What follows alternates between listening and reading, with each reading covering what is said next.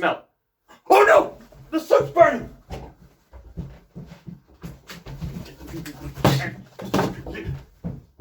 Well, the soup really did need Belle, peppers and beef.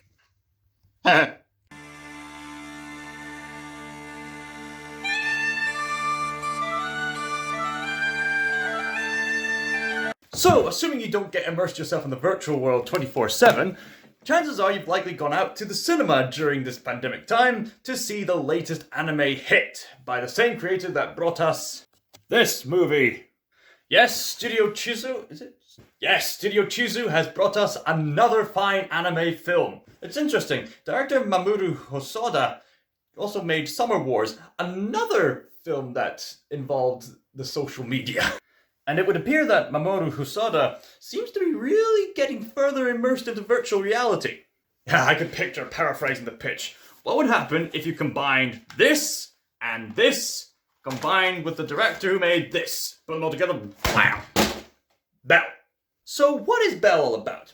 It's essentially the story of this young high school student in Japan named Suzu. Most of you are probably already going, Oh, the high school student. It always involves the high school student. calm down. It'll be worth it, okay? So this young high school girl named Suzu has been having a very hard time with life ever since she lost her mother. She's been experiencing grief, she's finding it hard to fit in with her classmates, and she really wants to sing, but she can't find the emotional capacity to actually do it. However, a new opportunity arises for Suzu when a new virtual reality social media app arrives called You. The way You works is that you download the app and presumably purchase these You headphones which scan your brain. They're not too specific on how that works or how they move around in the real world as they do it. I would assume that it scans your brain and then the rest of your movements or something like that. So however You works, what we do know is that the You app scans your biometric details to create this avatar that's meant to reflect an imaginative interpretation of your real self and your innate hidden strengths. For Suzu, her avatar is this gorgeous pink-haired diva. She joins in the server into this big oasis as her avatar, and she finds she has the power to sing again as this new avatar that she's named Belle. And as Belle, she begins to gain widespread popularity almost overnight. Suzu is startled by this at first, but with the help of a friend of hers, she manages to make her avatar Belle a global phenomenon, putting on concerts, parades, and all kinds of performances for her songs.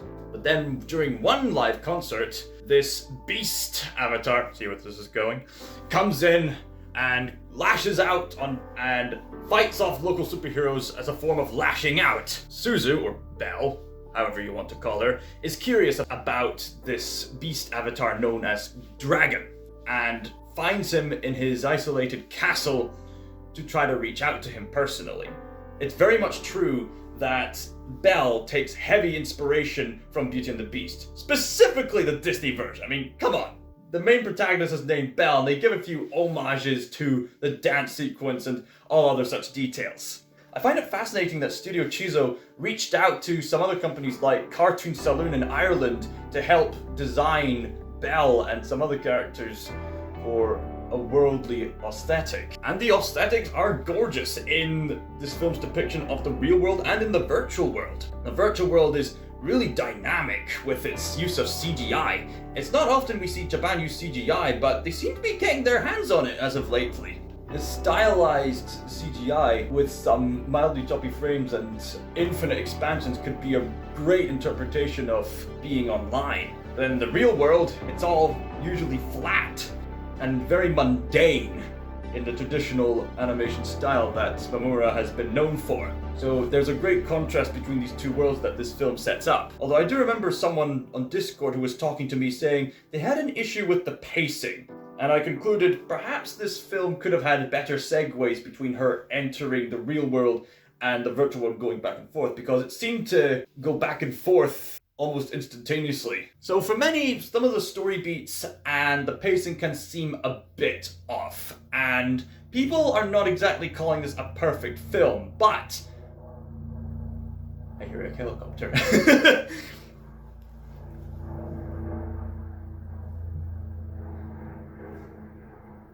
Helicopter, shut up! I'm trying to record something. You done? Are you done? Right. So whilst people acknowledge that this film isn't exactly perfect, they still love this movie all the same, flaws and all. Almost like how Belle's reaching out to Dragon. And many people, myself included, were deeply moved by this movie. It offers a unique take on relationships, because unlike other versions of Beauty and the Beast, this is not necessarily a story about romance. It's a story about a very deeper kind of love. Maybe some of her connections in the real world could have been more fleshed out, but I think that further proves the point that people shouldn't be spending too much time on social media. That might be counterintuitive to you not watching my content. So despite the offbeat story beats, I found myself and many others were really immersed by particular scenes in the real world and in the virtual world. There's just this one scene set in the real world that just drags on, but it's so funny and so engaging in the fact that these two other characters are trying to romantically get together. It was just so great just to see these two friends of Suzu just try to get together. I suppose with that in mind, the film could be thematically focusing on Suzu's growing sense of social relationships with all the people around her, whether offline or on. So yes, there is a major plot point which pays homage to Beauty and the Beast, but that's used more as a format to tell a more unique contemporary tale. And the performances all around the cast are really engaging to listen to, especially our main lead. She has the most gorgeous voice, whether speaking or singing. And I've heard many people say that the English dub is actually pretty good, almost equal to the Japanese version as far as I'm aware. I'd taken time to listen to some of the songs and a few scenes in the English dub after seeing the film in the Japanese version with English subtitles. And yeah, they really nailed the casting in the English version. This English acting role for the main lead had to be a very tough one to find. Not only did you have to find someone who could emote like the main character does, but also speak like the original actress, and also to sing like the original actress. It's astonishing that they've managed to find the right person to do this. And yes, I can guarantee that this film lifts up to the metaphysical beauty whenever Suzu or Belle sings. Honestly, Japanese or English, it's one of the most beautiful voices I've ever heard. Stop. I've even found myself purchasing some of the songs to listen to them. They were that engaging. Although, with all that said, I've said before that this movie really moved me deeply. There's this song in particularly...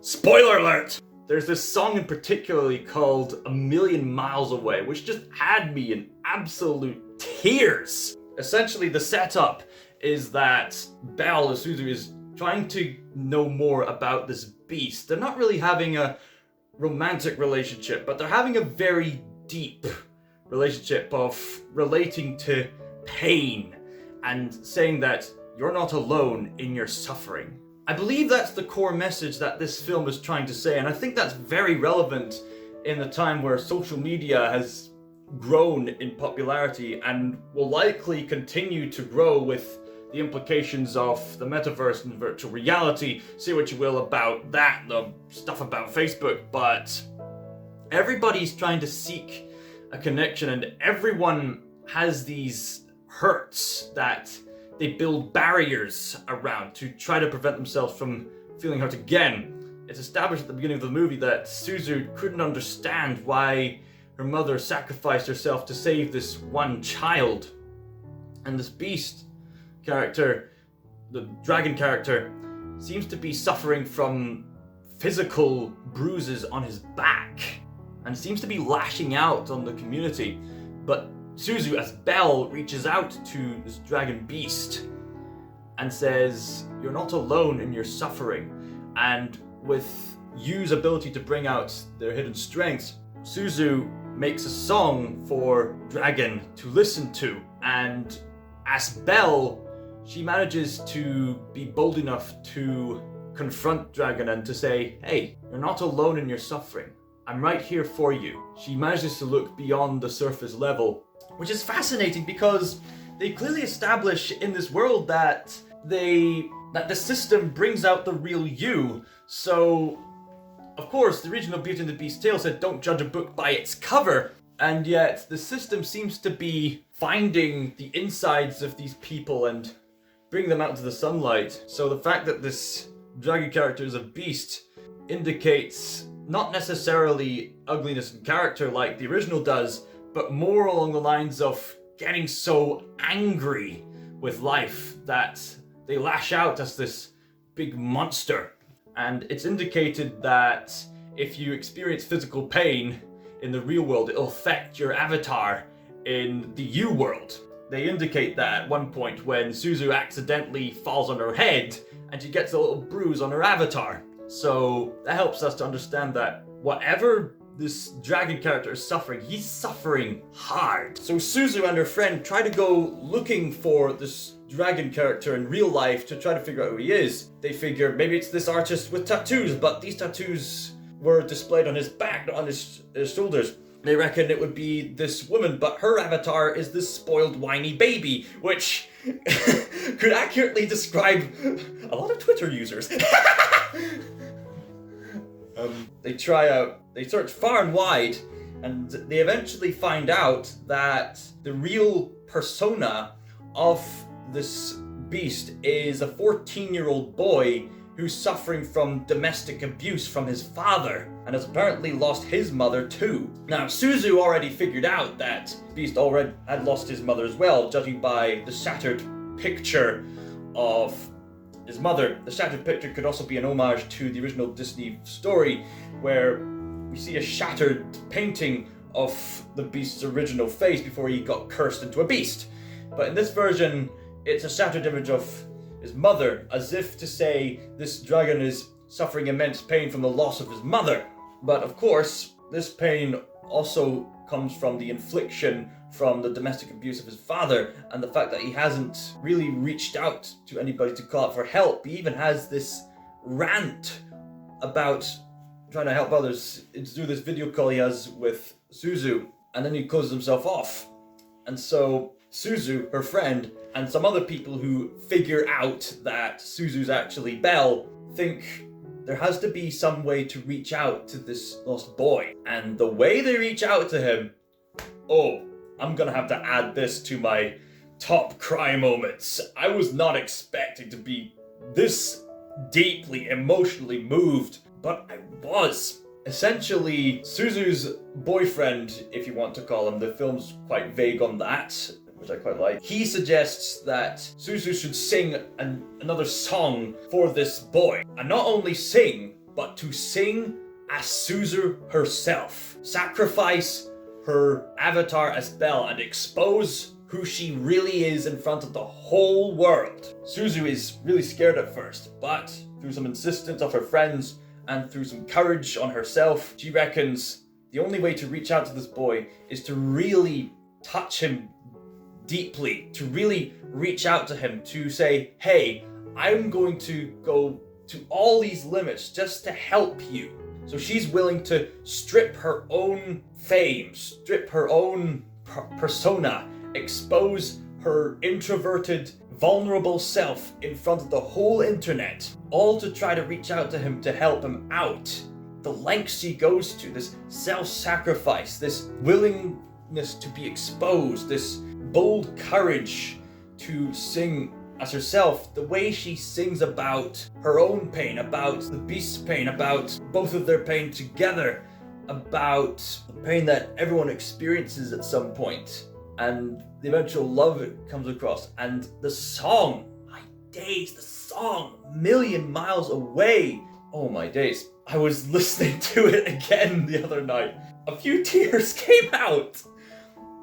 It's such a powerful song.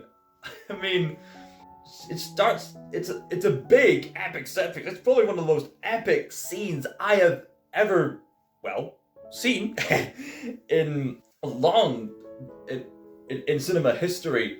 It's just so grand, so big, and she's all on her own, singing out this deep, personal song And eventually she reaches deep in her soul to bring out this metaphysical beauty which embodies the sorrow, the pain, but also the joy and also this sense of community. And this film doesn't shy away from the troll side of the internet, but it also embraces what good the internet can be used for as a sense of community, a sense of reaching out to others. So when Suzu sings out this melody which goes something like la la la la la la la, I need to listen to it again, but it's gonna bring me to tears.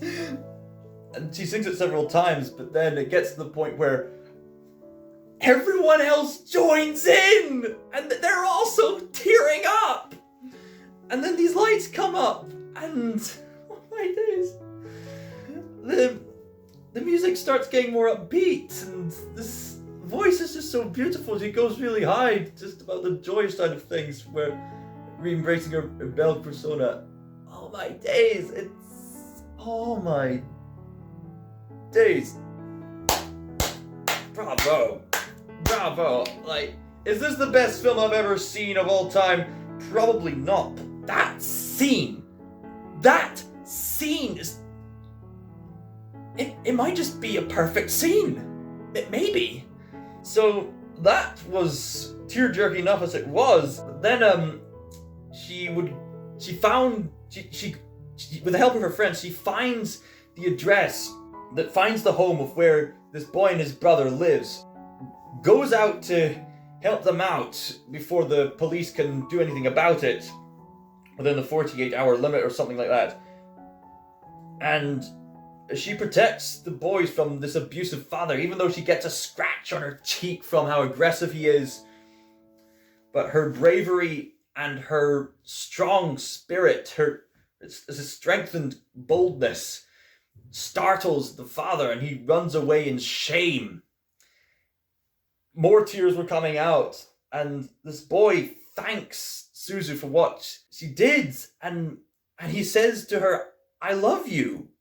And it's clearly not a romantic relationship, but it reaches into this very deep personal love, this sort of agape kind of love, this love that seeks the well-being of all people, no matter how poor they are. I love the fact that this main relationship between this boy and Suzu is not necessarily a romantic one, but it is nevertheless a deeply loving relationship. If more people embrace that kind of love that could reach out to people no matter the circumstances, this world would be a merrier place. It moved me to tears.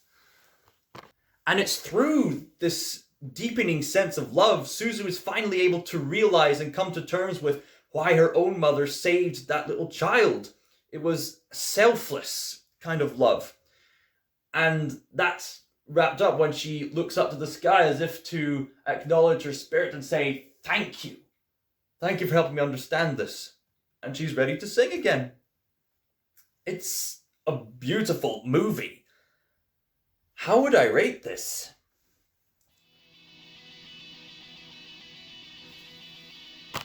Probably an 11 out of 12. I think I was willing to probably give it a 9 or a 10 out of 12, but those last 20 minutes are far too powerful to ignore. That was such a brilliant ending. I'd probably say the third act is one of the best third acts I've ever seen. So for that reason, I'm giving this film an 11 out of 12. I highly recommend seeing this film if you haven't already. It's one of the best anime films I've ever seen all year, and the year's just getting started, even though this film actually came out last year, so I should really be saying this is one of the best anime films of last year. But enough of me rambling. What did you think of Belle? Let me know in the comments down below. Get some opinions from you. Subscribe for more reviews and stuff like that. ScotsThinker signing out.